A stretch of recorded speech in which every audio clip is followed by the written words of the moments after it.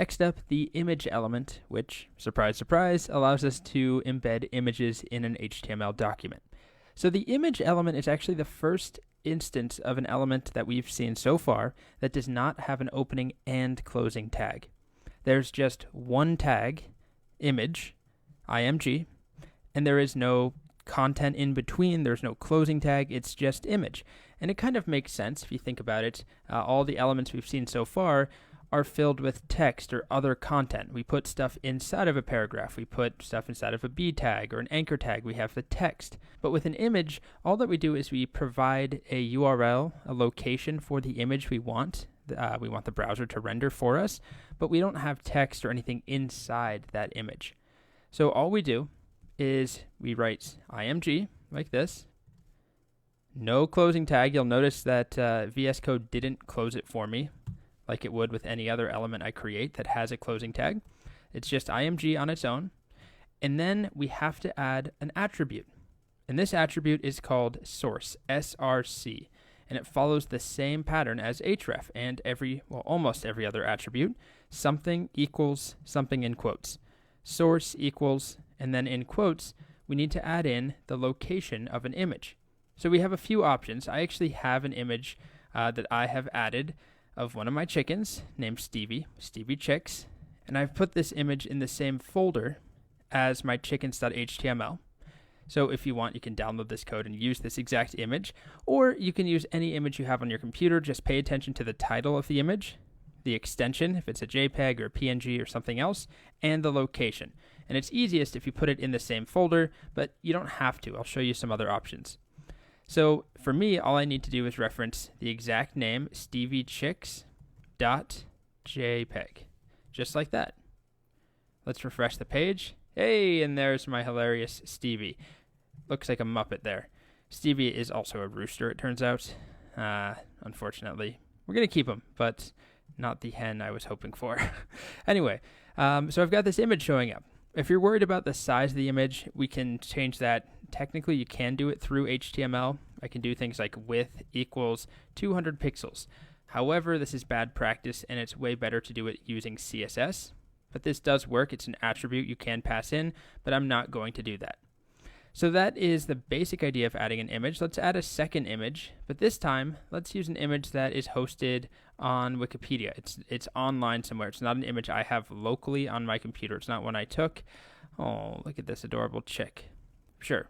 So we'll copy this URL of any one of these images. Let's take this one, copy image address, and then here, maybe down at the bottom for this example, maybe down here, we want our image source equals, wow, long URL coming from Wikipedia. Let's refresh the page, scroll down, and there is that image.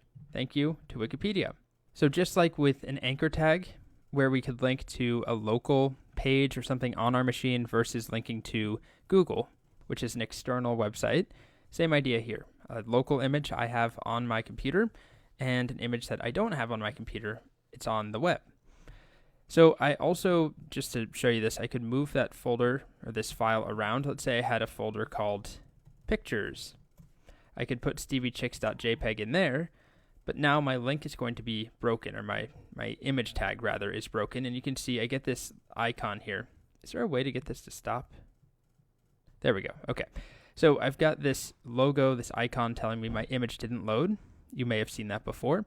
That's because it didn't find it. There's no steviechicks.jpg in this folder anymore. It's now in pictures. So I can reference pictures/steviechicks.jpg and refresh. Great. The other thing I'll show you is that in the event your image does not load, whether it can't be found or somehow your internet's messed up, or if you're relying on an image from Wikipedia, it might be gone. The URL might have changed. We can provide a special attribute called alt, A-L-T. We can read about alt right here. It holds a text description of the image, which isn't mandatory, but it's very useful for accessibility. This is a topic we have yet to really cover at all. Accessibility refers to making our websites accessible to all users, and often that means making our websites accessible to people using screen readers. So images are very horrible for your typical screen reader. They don't make sense at all, right? There's nothing to be read out. But if we add an alt attribute, we can specify what this is an image of. So I can do something like alt equals my pet chicken Stevie chicks. Or we could do image of my pet chicken or whatever. There's actually some rules around when you should use the alt attribute and not. It's something we'll cover when we talk about accessibility.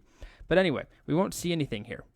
But if that image does not load, so if I did an invalid image name and I refresh, we now see that.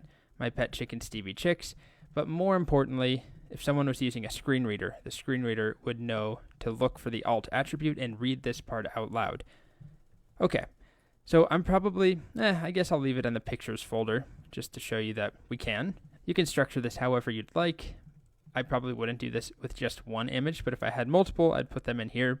And that's pretty much it for the image element. So IMG, a couple of important things to remember, no closing tag, no content in between. It's just IMG. And then the most important part, the source attribute, src.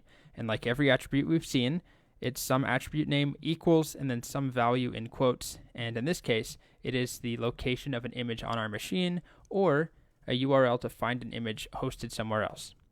And there we go. Refresh. There we go. 2 images, both very adorable.